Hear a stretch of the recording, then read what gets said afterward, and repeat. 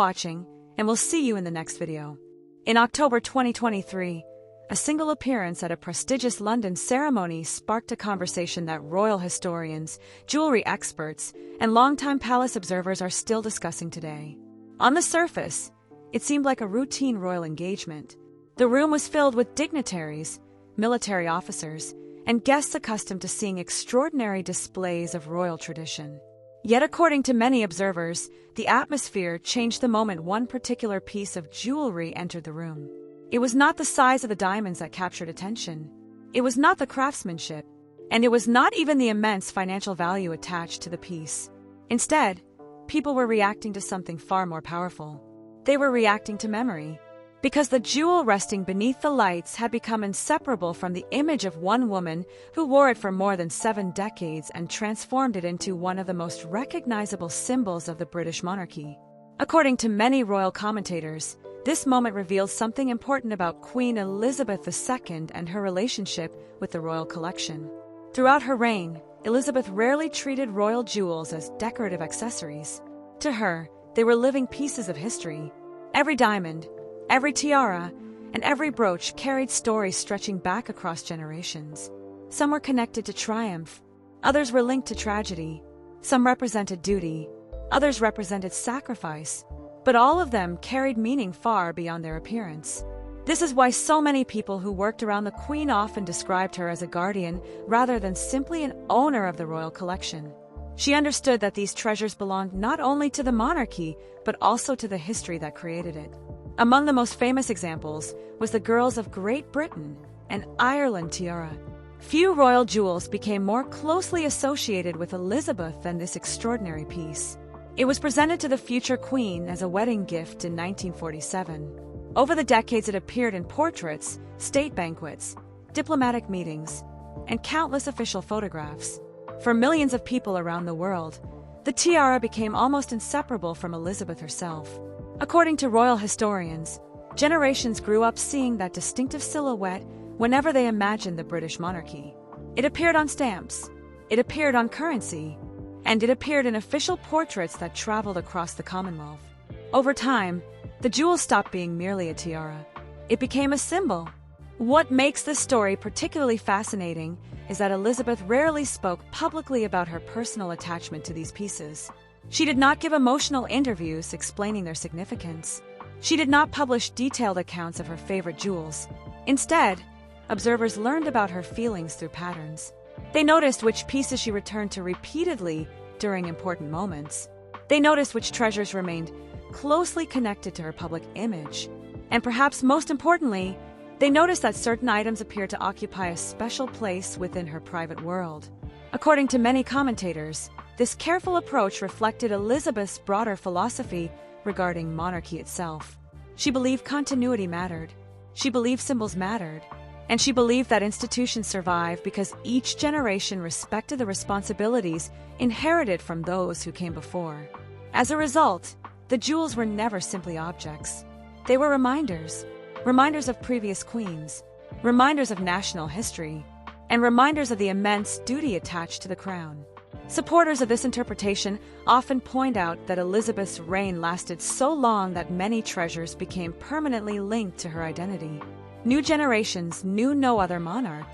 Entire historical eras unfolded while the same familiar jewels appeared beside her at moments of celebration, crisis, mourning, and renewal. As a result, the public gradually stopped seeing the jewels as separate from Elizabeth. They became part of the story she represented.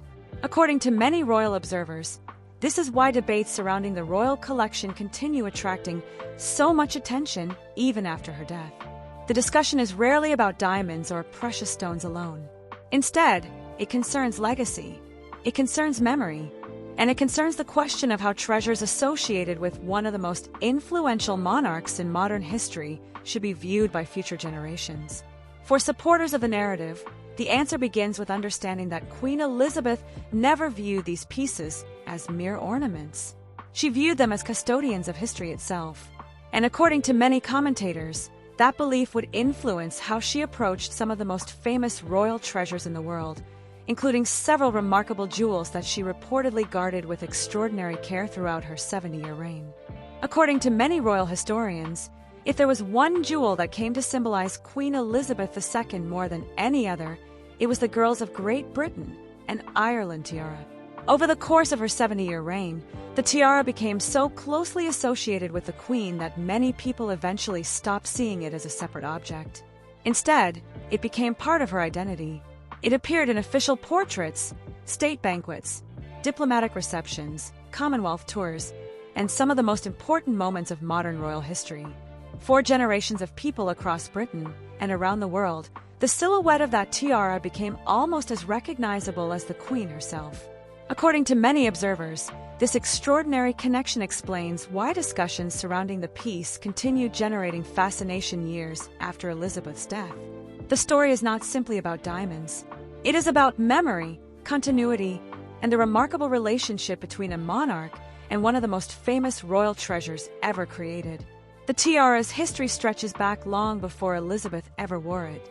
It was originally presented as a wedding gift in 1947. At the time, Princess Elizabeth was beginning a new chapter in her life. Few people could have imagined that she would eventually become the longest reigning monarch in British history. Fewer still could have predicted that the jewel would accompany her through almost every major chapter of that extraordinary journey. Yet over the decades, that is exactly what happened. According to royal commentators, Elizabeth repeatedly returned to the tiara during moments of immense national and personal significance. She wore it while meeting world leaders. She wore it during periods of celebration and triumph. She wore it during difficult years when the monarchy faced public scrutiny and uncertainty. As each decade passed, the piece accumulated layers of meaning that extended far beyond its physical beauty. It became connected not merely to Elizabeth's reign, but to the broader story of post-war Britain, the Commonwealth, and the institution she spent her life serving. What makes the relationship particularly fascinating is that Elizabeth never appeared interested in treating the tiara as a fashion accessory. She rarely approached royal jewelry in that way. For her, certain pieces seemed to function almost like historical companions.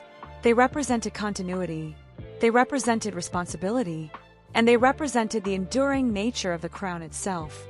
According to many observers, this attitude reflected the Queen's broader understanding of monarchy. She viewed herself not as the owner of royal treasures, but as their temporary custodian.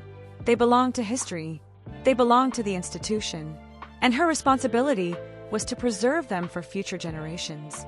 Supporters of this interpretation often point to an interesting pattern that developed throughout Elizabeth's reign. Although numerous royal women appeared at major events wearing spectacular jewelry, the girls of Great Britain and Ireland tiara remained overwhelmingly associated with the Queen herself. As years turned into decades, the connection became stronger rather than weaker. New royal generations emerged. New public figures entered royal life. Yet the tiara remained where people expected to see it, on Elizabeth. This consistency contributed significantly to its symbolic status because familiarity gradually transformed it into one of the monarchy's most recognizable visual signatures. According to many royal historians, symbols acquire power through repetition. A crown becomes meaningful because generations see it repeatedly. A flag becomes meaningful because it survives across decades. And certain royal jewels become meaningful because they appear during defining historical moments. The girls of Great Britain and Ireland tiara achieved precisely that status. Its diamonds reflected the lights of state banquets. Its silhouette appeared in official photographs distributed across the globe. And its image became intertwined with public perceptions of stability, duty, and continuity. What many observers find especially remarkable is that Elizabeth's attachment to the piece appeared to deepen as her reign progressed. During periods of political change, family challenges, and national uncertainty, familiar symbols often became increasingly important. According to commentators, the Queen understood the reassuring role that continuity plays within constitutional monarchies.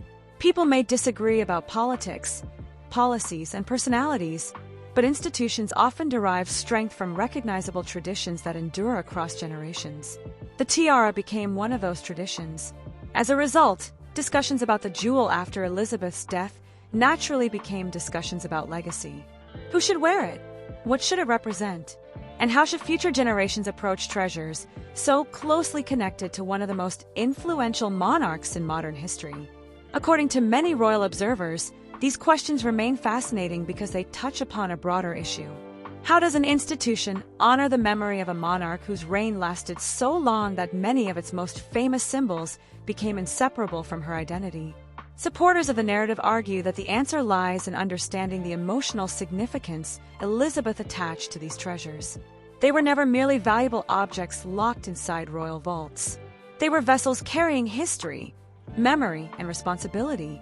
And according to many commentators, nowhere was that emotional connection more visible than in another remarkable jewel closely associated with the Queen, a piece whose history involved fire, survival, symbolism, and one of the most dramatic stories in the entire royal collection. According to many royal historians, if the girls of Great Britain and Ireland tiara represented continuity and duty, another extraordinary piece in Queen Elizabeth II collection carried a very different meaning. It was a jewel surrounded by symbolism, mystery, and stories that fascinated royal watchers for decades. Known as the Burmese ruby tiara, the piece stood apart from many of the crown's other treasures because it was not simply admired for its beauty. Instead, it became associated with protection, resilience, and survival. According to many observers, this unique symbolism helps explain why the tiara occupied a special place within Elizabeth's collection and why discussions surrounding it continue attracting attention years after her death.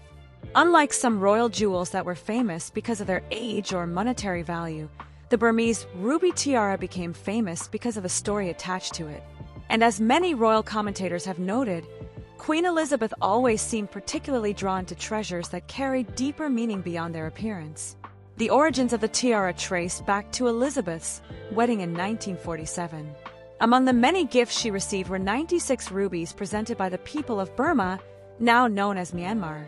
According to traditional beliefs associated with the region, these rubies possess protective qualities. They were said to guard their owner against illness and misfortune. Whether one accepts such traditions, literally, is beside the point. What matters is that the symbolism attached to the stones endured.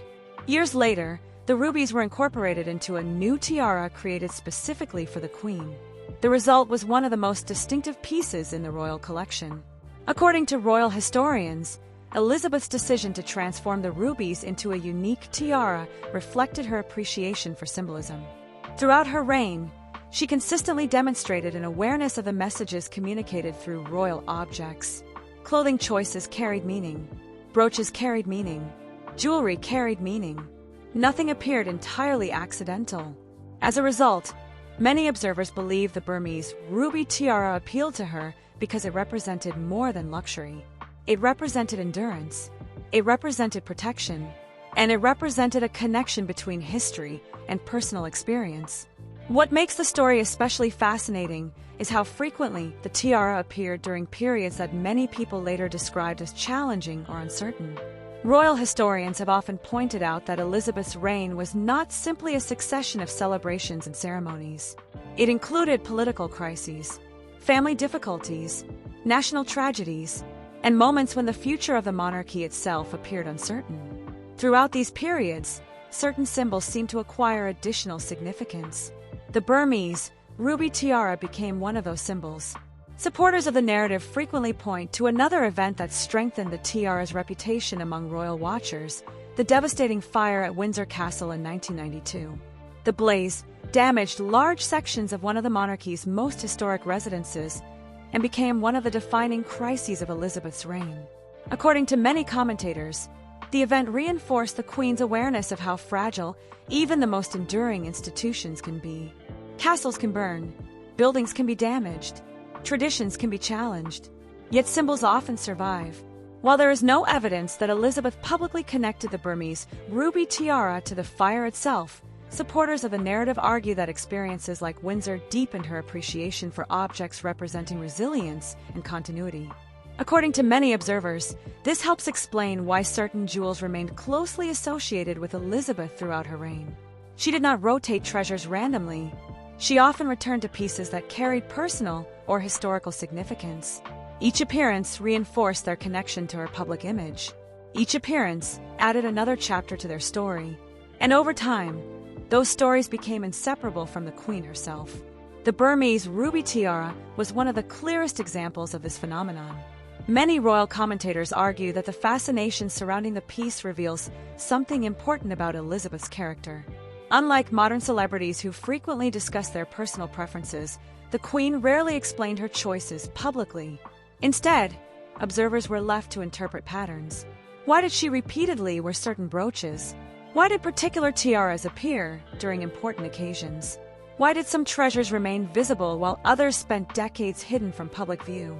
These questions became part of the mythology surrounding the monarchy and contributed significantly to public fascination with the royal collection.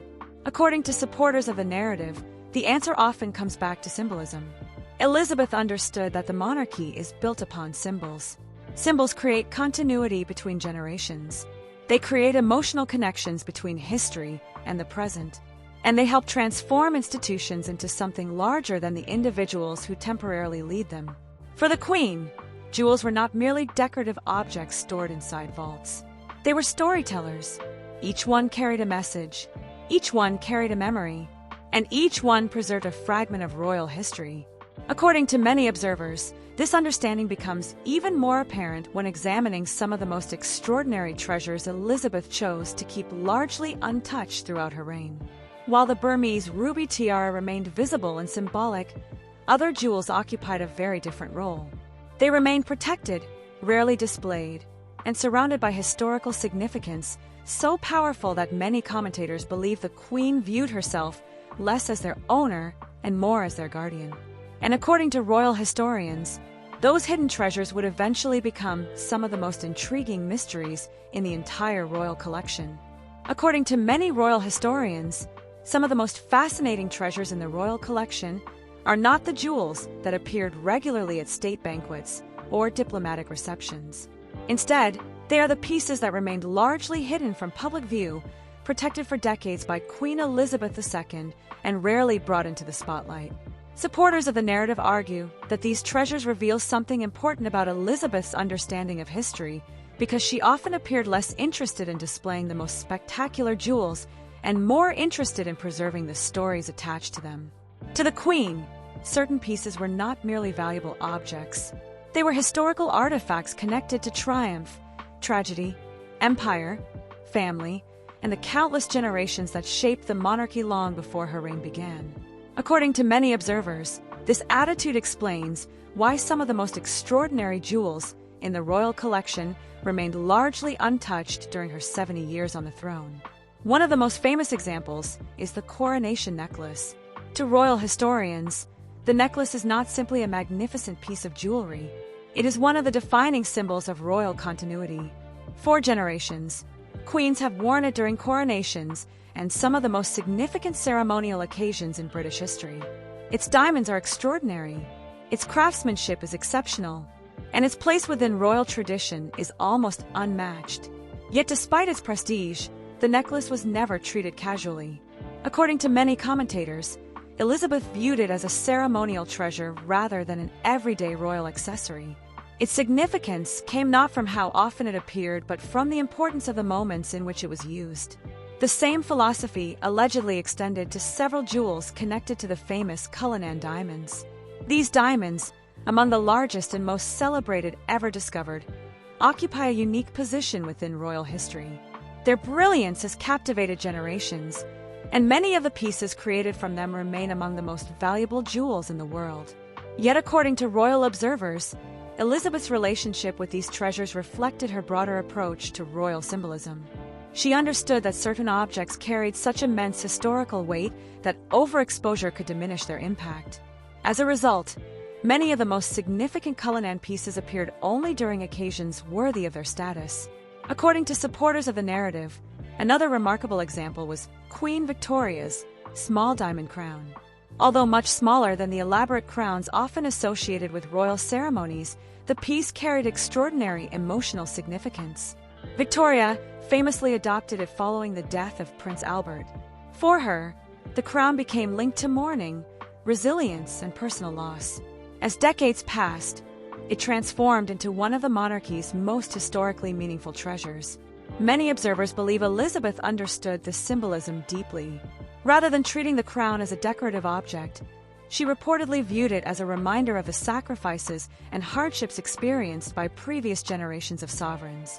What makes these stories so compelling is that they reveal how differently Elizabeth viewed the royal collection compared with the way many outsiders imagine it. Popular culture often portrays royal jewels as symbols of wealth and privilege. Yet according to many historians, Elizabeth frequently approached them as symbols of responsibility. Each treasure represented a chapter in the monarchy's story. Each treasure carried memories of people who had worn it before. And each treasure served as a bridge connecting the present to the past. According to many commentators, this explains why certain jewels remained hidden for such long periods. The decision was not necessarily based on exclusivity, nor was it based on personal possessiveness. Instead, supporters of the narrative argue that Elizabeth believed some treasures required protection. Not protection from theft, but protection from losing their historical meaning. By limiting their appearances, she preserved the sense of occasion surrounding them. She ensured that when they did emerge, they continued carrying the emotional and symbolic power accumulated across generations. This approach became particularly important as Elizabeth's reign grew longer. New governments came and went. Social norms evolved. Technology transformed daily life. Yet many of the same jewels remained preserved exactly as previous generations had known them. According to royal historians, this consistency reinforced one of the monarchy's central purposes, providing continuity during periods of change. While politics often shifted rapidly, symbols connected to the crown remained reassuringly familiar. According to supporters of the narrative, this may be why so many questions emerged after Elizabeth's death regarding the future of these treasures. Who would become their next guardian? Would future generations approach them with the same caution? Would they remain protected or become more visible? And how could anyone inherit responsibility for objects so closely associated with one of the most influential monarchs in modern history? Many royal observers argue that these questions became especially significant because several of the most iconic jewels in the collection still carried Elizabeth's presence long after she was gone. Their history was intertwined with her reign. Their symbolism had been strengthened by her stewardship, and their future would depend upon whether the next generation viewed them as she did, not merely as beautiful objects, but as living pieces of royal history. According to many commentators, nowhere would that challenge become more apparent than in discussions surrounding one of the most legendary treasures of all, a tiara whose story stretches across revolutions, royal courts, and centuries of European history, and which many believe could play a central role in defining the future legacy of the royal collection itself. According to many royal historians, the final and perhaps most fascinating chapter of the story revolves around a question that extends far beyond diamonds, crowns, and tiaras. The real question is one of legacy. What happens to objects so closely associated with a monarch that they become part of her identity? For 70 years, Queen Elizabeth II served as the guardian of one of the most extraordinary jewelry collections in the world. During that time, she transformed many of these treasures into symbols of continuity, stability, and duty. Some pieces became internationally recognizable because she wore them repeatedly. Others remained hidden, protected from public view, and preserved almost like sacred historical artifacts. According to many observers, Elizabeth understood something important about royal treasures. Their value was never measured solely by their gemstones. Their true value came from the stories they carried and the generations they connected. One of the most remarkable examples is the Vladimir tiara. Its journey into the British royal collection reads almost like a historical novel. The piece originated within Imperial Russia and survived one of the most turbulent periods in European history. Revolution swept away dynasties, palaces were abandoned, and countless treasures disappeared forever. Yet somehow the tiara survived.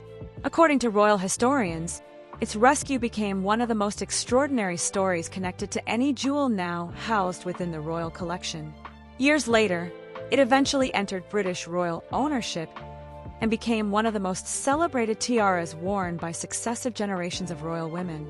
For Elizabeth, the Vladimir tiara represented much more than elegance. It represented survival. Entire empires had fallen, royal families had vanished, political systems had collapsed. Yet the tiara endured.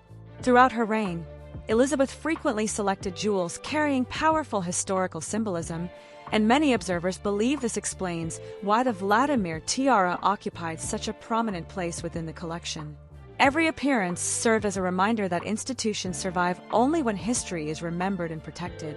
According to many commentators, discussions surrounding the future of these treasures intensified after Elizabeth's death.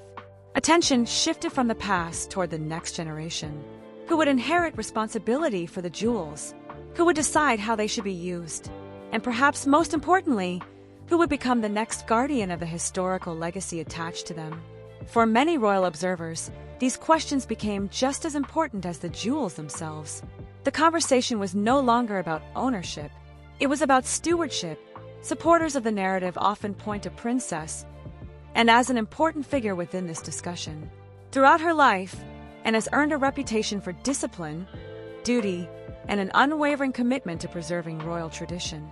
Many observers believe she understands her mother's attachment to history better than almost anyone else within the family. As a result, and is frequently portrayed as someone deeply invested in ensuring that Elizabeth's values and priorities continue influencing decisions long after her death. At the same time, attention increasingly turns toward Catherine, Princess of Wales. According to many royal commentators, Catherine occupies a unique position because she represents both continuity and the future. As the future queen, she will inevitably become associated with many of the monarchy's most important traditions. Yet she also belongs to a new generation tasked with carrying those traditions forward into a changing world. Supporters of the narrative argue that this makes her one of the most significant custodians of royal symbolism for decades to come. This is why the appearance of certain jewels often generates such intense public interest. The discussion is never really about gemstones. It is about what those gemstones represent. Every tiara carries a story, every brooch carries a memory, and every crown carries centuries of history. According to many historians, Queen Elizabeth understood this better than anyone. She spent her reign protecting not merely objects but meanings, protecting connections between generations, protecting symbols that reminded people of where the monarchy had come from, and protecting treasures that had witnessed some of the most important events in modern history. According to many observers, this may be Queen Elizabeth II's greatest legacy as guardian of the royal collection. She ensured that the jewels remained connected to history rather than becoming detached from it. She preserved their stories, she respected their symbolism, and she treated them not as personal possessions, but as pieces of a much larger narrative stretching across centuries. Long after individual reigns pass into history, those treasures will remain. Future queens will wear them, future generations will study them, and future historians will continue uncovering the stories hidden within them. Yet according to supporters of the narrative, one challenge remains unresolved. Can future generations preserve these treasures with the same sense of duty that defined Elizabeth's reign? Or will changing times transform how they are viewed and used? That question continues fascinating royal watchers around the world because it touches upon something larger than jewelry itself. It touches upon memory, it touches upon history, and it touches upon the enduring legacy of a queen who spent 70 years protecting both. What do you think? Should historic royal jewels remain closely tied to tradition, or should future generations reinterpret their role within a modern monarchy? Share your thoughts in the comments below. If you enjoyed today's video, don't forget to like, subscribe, and turn on notifications so you never miss our latest coverage of Queen Elizabeth II, Princess and Catherine, Princess of Wales, and the fascinating stories that continue shaping the history and legacy of the British monarchy. Thank you for watching, and we'll see you in the next video.